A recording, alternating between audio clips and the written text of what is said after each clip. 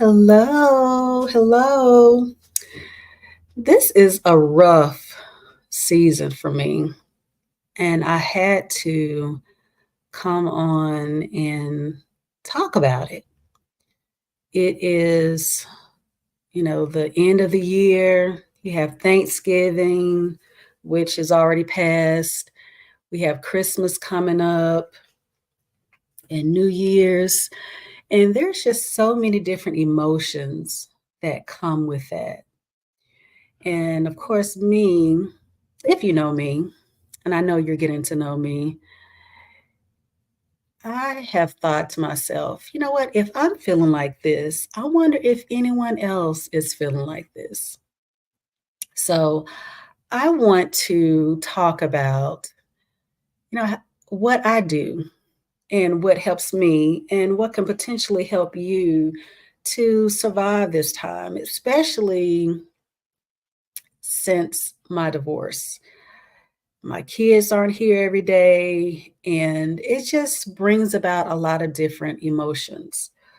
And as the co-parenting coach, I asked myself, Tiffany, what is it that you can really talk about that would make a difference, even a small difference in the lives of other co-parents? So, and as you know, the child first method, the foundation of that is communication. And I will never stop saying communication is always the key because that is something that is misunderstood. Things that happen, things that are said are misunderstood in translation, whether it's text or even verbal, written. So it's important for us to have that open and respectful communication with our co parent. And also be proactive, have a proactive approach. I know some have um, have a standard already in place for the holidays, whether one of the parents are able to spend a certain amount of time with the children, whether it's a week, 2 weeks, just Christmas Day or whatever arrangement you have with your co-parent. Or, you know what, even if you don't have an arrangement at all, try to be proactive to discuss the holidays, in advance. Normally, I think Thanksgiving is a little different. I mean, I had emotions during the Thanksgiving holidays, but this year was a little bit better, I think, because I was proactive and I made plans because I knew that I wouldn't have my boys in the afternoon. And so I was like, you know what? Let me plan something. Let me go somewhere instead of staying in this house. And also I fixed Thanksgiving at home like I normally had done in the past, and that helped to have some joy in the home, being here and cooking and smelling the Thanksgiving smells. But Christmas is normally it's like it's prolonged. I don't know what it is. It's not just a day. It is the days leading up to it. Then you have New Year's and New Year's Day coming. So being as proactive as you can possibly be will definitely help. And think about what does that look like for you and your co-parent? How does that look like for your children? And our focus is always going to be the children, remember?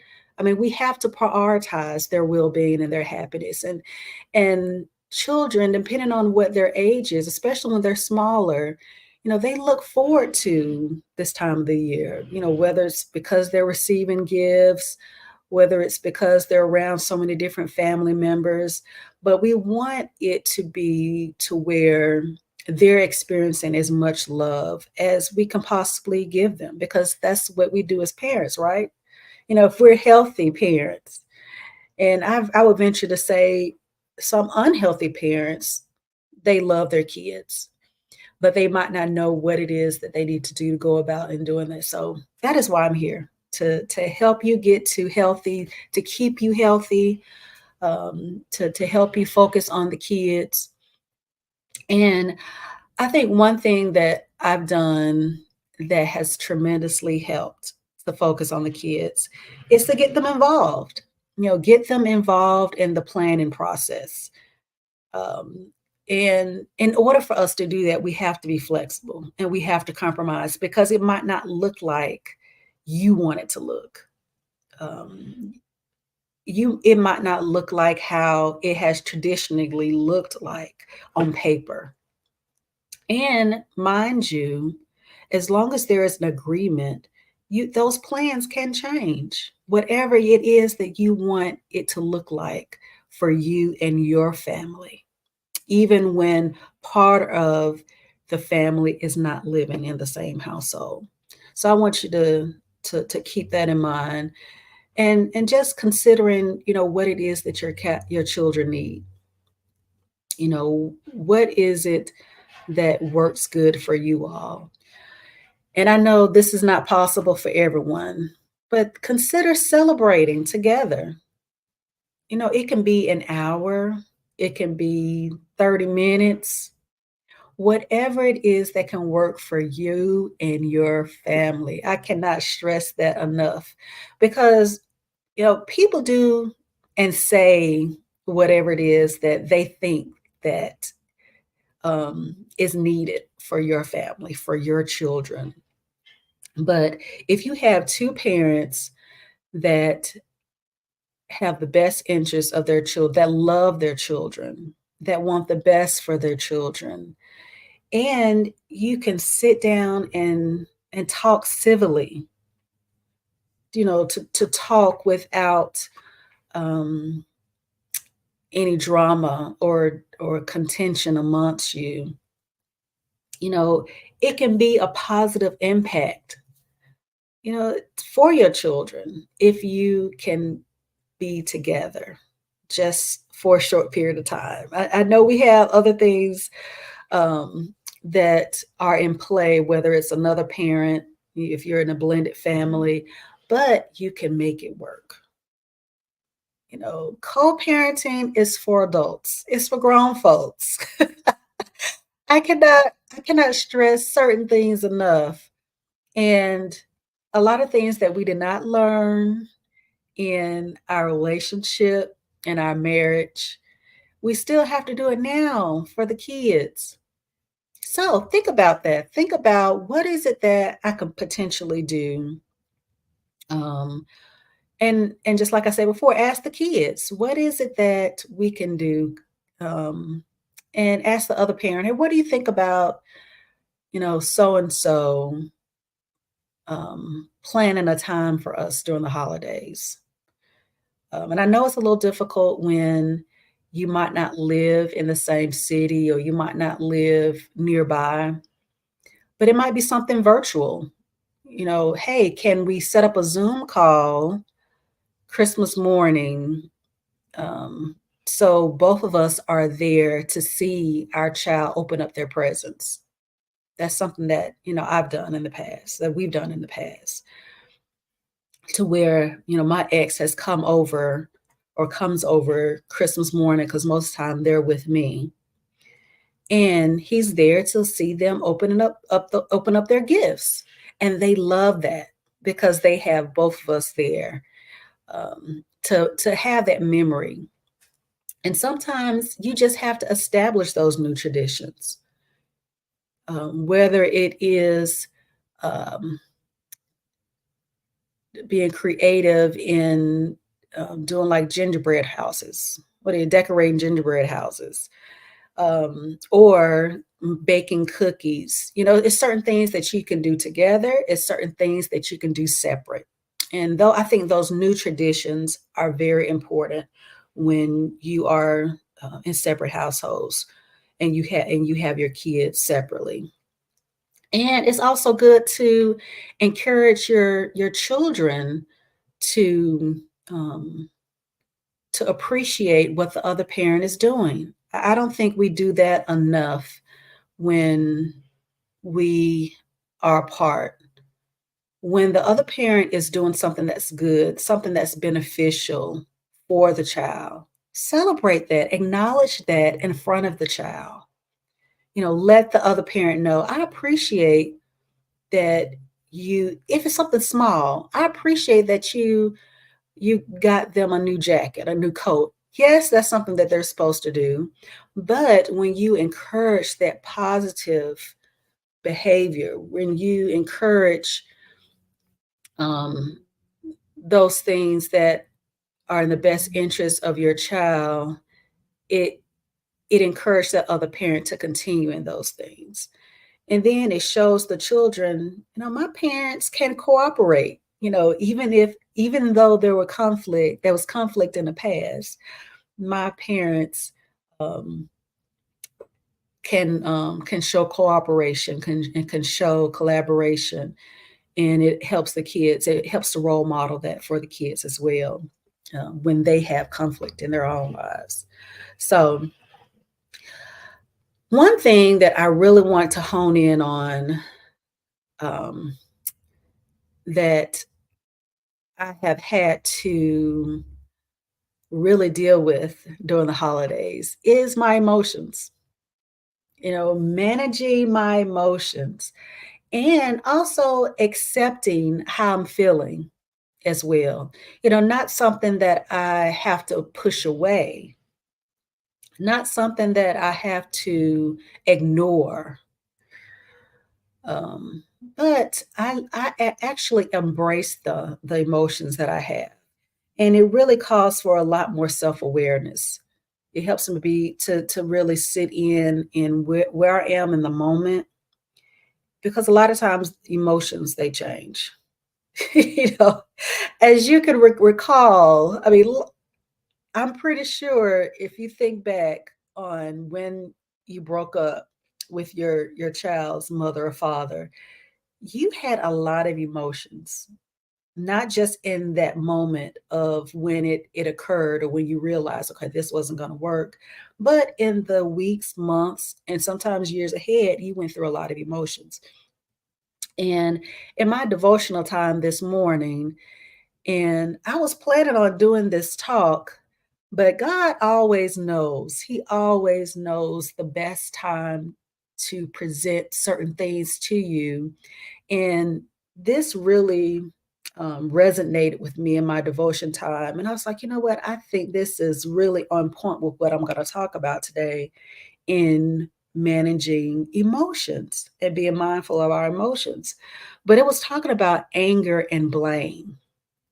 And I wanted to read to you. This is actually from a U version plan that I read, and or I should say I'm reading right now, and it's called Wonderfully Complex, and it has a lot to do with anxiety and depression.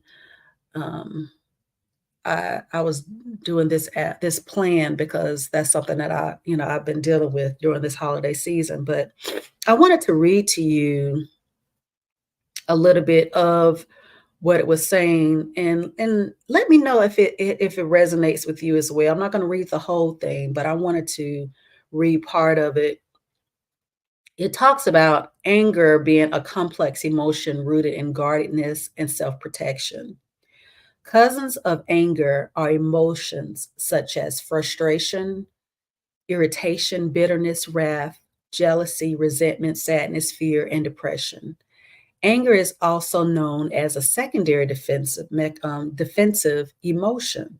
However, most express anger as they do not consider the below the surface trigger emotion that anger is trying to protect. So, anger is actually an emotion that lets you know, okay, I'm not feeling safe, I'm not feeling protected. So a lot of times when we are angry, it's something that is inside of us that is triggering us to um, to push back, to be defensive, to let up our guards. So when our crucial needs of love, purpose, and value are experienced as blocked goals, then anger is often experienced. And I thought about that when, we're in situations with our co-parents and they might not value our position, they might not value our role, the things that we're doing with our children, whether they know it or not. We can get angry, we can get upset because we're like, this person, they don't appreciate nothing, or they're not doing anything, to assist us. So, and also the purpose of our role. Sometimes we can be angry and resentful because okay, we feel like our purpose isn't valued, and what it is that we're contributing to our children. Um, I'm not going to go into the blame aspect of it because I know that's for another time. We can talk about blame as well, but I also wanted to talk about 3 instructions to help manage anger when triggered. I thought this was really good. You know what? I'm not going to talk about 3 of them. I want to just talk about 2 of them.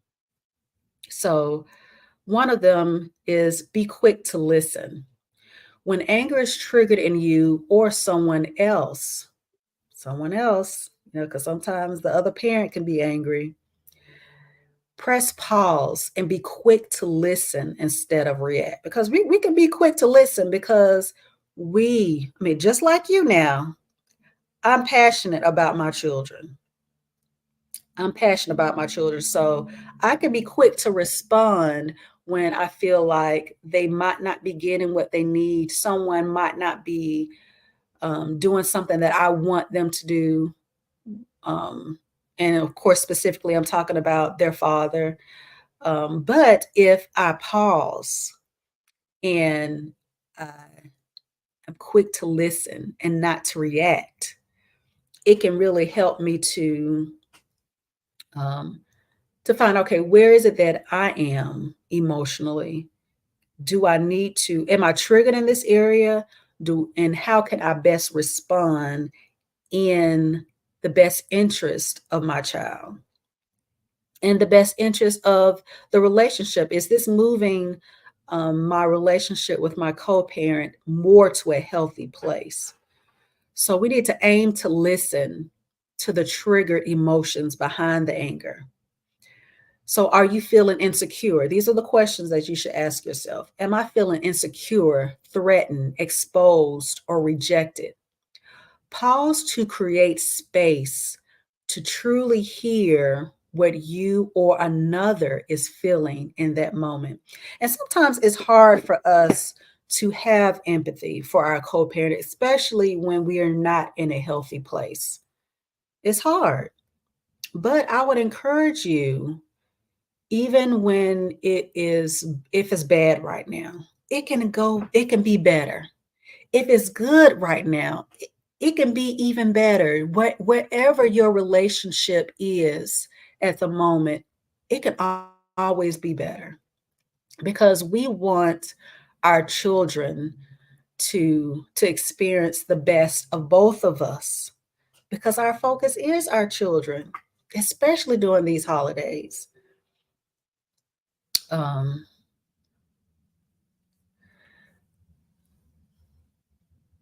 and the second thing is to be slow to speak. In other words, be slow to react verbally when triggered by anger. Instead, be curious to understand why. That's where the empathy comes in at. Why you or another person is angry. Curiosity is a powerful tool for killing conflict. I'll say that again. Curiosity is a powerful tool for killing conflict because most react to reactions instead of responding in curiosity. Most of the time, we're reacting to what someone is saying, what someone is doing, and sometimes it might not even be the moment that we're reacting to their response. It can also be something that we have been holding something that is um, um, an issue that is building upon each other. Because when things go left unresolved, it's just going to build upon itself. So it might not even be something that is happening in that moment. It might be something that they have done for years. And we're like, you know what? And that's when blowups happen, constant blowups happen, because we're like, this person just ain't getting it right. This person just ain't, is not doing what I want them to do. And they're not going to do what you want them to do when you are reacting the way you're reacting. And because it's so important for us to just take responsibility for our responses, for our reactions. And sometimes, we've said in church a lot of times, we just have to trust God and leave those things to God to handle. It's a lot during the holidays. It really is. And I hope I'm not, I just had so much to share with you. I hope I'm not giving you too much information. I really hope I'm not, because it was so much I wanted to share. I probably should have shared this sooner. But you know how it is when it's so much that's inside, you just want to bring it out all at once. But I think the last thing I want to touch on, uh, because when we're managing our emotions, one thing that I found that we have to have a a point where we're releasing. I'm an introvert, so a lot of times I internalize a lot of things. So I have to have in this energy that is built up, that is stored in me a lot of times. So I have to find a way to release. And that is where practicing self care really comes into play, and seeking support from our loved ones as well. Finding that therapist, that coach to talk to if you can't talk to family and friends, because support is part of your self care, whether you're exercising, whether you're taking breaks when needed. Today was is a vacation day for me during the week, to where I really need to focus on some things that I needed to focus on. And one of those things was you. Um, and when you are taking those breaks that you need, you can adequately sleep. You can adequately focus on the things that you need. You can be better for your children. When you are not taking those breaks, when you are not um, exercising and practicing self care, you can't be your best for your child. And it involves creating some boundaries. If you don't set those boundaries, you cannot administer or practice self care the way you need to. So the last thing, okay, I talked about managing emotions. We really dug into that. That was the bulk of this time together. I talked about just a split second about self care and how we really need to um, hone in on practicing self care during this time and being mindful. Because when we're managing our emotions, we are more in a place of self awareness, so we can practice self care. And that the third thing that I want to talk about today, just briefly, is being mindful of our children's emotions. As you know, we're always going to focus on our children as co parents, whether we're in a single parent environment, whether we're in a blended family environment. Everyone needs to focus on the child. And during this time, we need to focus on our children's emotions.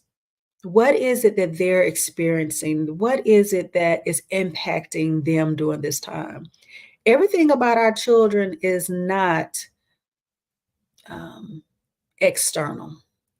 Sometimes things are going on within them internally, and sometimes they just might not have an opportunity to talk about it. But a lot of times you will see things happen, on the outside that is going on in the inside. So I want you to just be encouraged, to be mindful of how, your emotions, your emotional state, it can influence your children. And I want you to actually strive for a more positive and supportive atmosphere. And the way that you can do that is by the things that we talked about earlier. Managing those emotions, collaborating, if you possibly can, with the other parent, getting your children involved in the holiday season, letting them know that whatever it is that's going on, you're number one. Yes, I might be dealing with my own emotions, my own challenges, and the co-parent might be the challenge that I'm dealing with. But to let your kids know that they're always going to be the focus. They're always going to be loved and supported by both parents. By both parents. So, but I also want you to remember that managing emotions it's an ongoing process, and it's okay to seek help when needed. So sometimes, I mean, my emotions get the best of me to where I'm like, you know what, I have to talk to somebody. Mind you, if you do not have a therapist that you see on a regular basis, it's okay. It's okay if you have a friend that you can talk to that's going to give you that listening ear. Do that.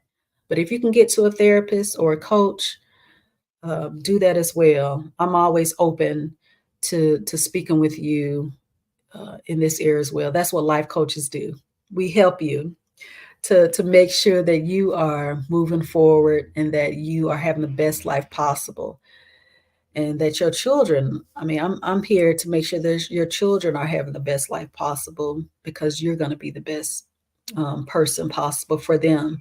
So we have to be proactive and be mindful that we can create a healthier emotional environment for ourselves and our kids during this holiday season. So I just want to encourage you.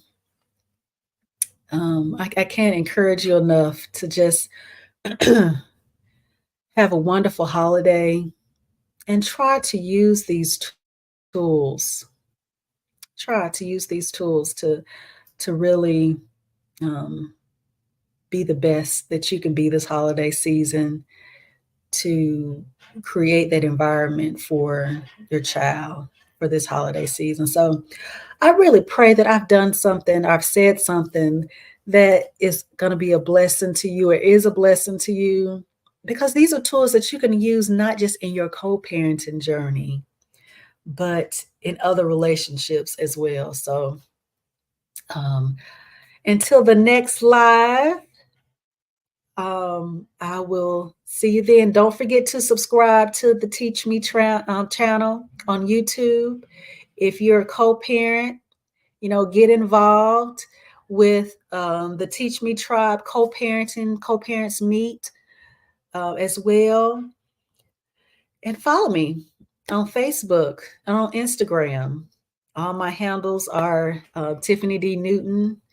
So you can easily find me, and you can find the Teach Me Tribe as well. So until next time, I love you guys and have a wonderful rest of the day.